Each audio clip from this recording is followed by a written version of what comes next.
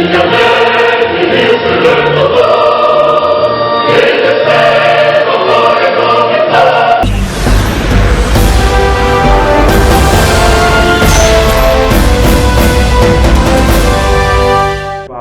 politique, et nous l'avons dit quand nous avons exprimé la préoccupation des Togolais pour la liberté, pour les droits de l'homme et pour la démocratie, eh bien nous exprimions là la préoccupation que les Togolais ont pour la politique. Mais l'idée principale derrière cela, c'est que, eh bien, qu'on n'aille pas faire des concertations et qu'on revienne nous dire que, eh bien, nous avons trouvé un accord électoral. Les Togolais ne sont pas préoccupés par les élections aujourd'hui, surtout dans les conditions dans lesquelles elles se présentent. Ça n'est pas ça la préoccupation, parce que l'élection n'est pas la solution aux préoccupations des Togolais aujourd'hui, même pas en matière de politique. L'élection, jusqu'à présent, a été d'abord un facteur de division pour l'opposition, un facteur de confrontation entre l'opposition et le régime, et un facteur de désarroi pour la population. Personne ne peut dire que c'est ce à quoi les Togolais s'attendent aujourd'hui. Ce qui se passe dans l'escarcelle politique, eh bien, l'enjeu électoral est un enjeu de pouvoir.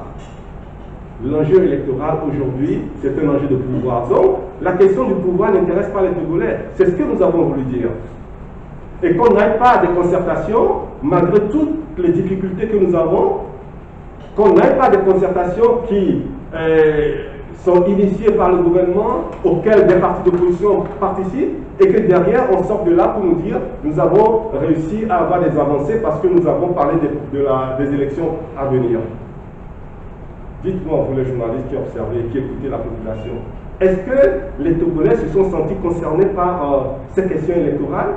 Avez-vous senti un frémissement dans la population disant tiens, quelque chose se passe dans le pays? Moi, je ne l'ai pas observé. Ça veut dire que, et d'ailleurs, le chef de gouvernement à l'Assemblée nationale l'a bien exprimé dans son exposé des motifs au moment du vote de ces lois. Elle a dit que, eh bien, nous avons trouvé là des solutions aux préoccupations exprimées par la classe politique. Ce sont des préoccupations des acteurs politiques. C'est pour cela que j'estime qu'ils sont passés complètement à côté de la plaque.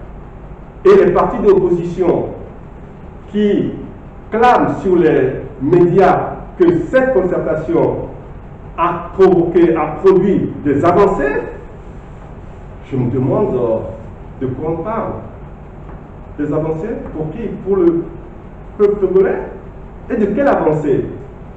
Ah, le fait d'inscrire les gens sur la liste électorale avec un acte de naissance. Ah oui, ça c'est une avancée à la togolaise.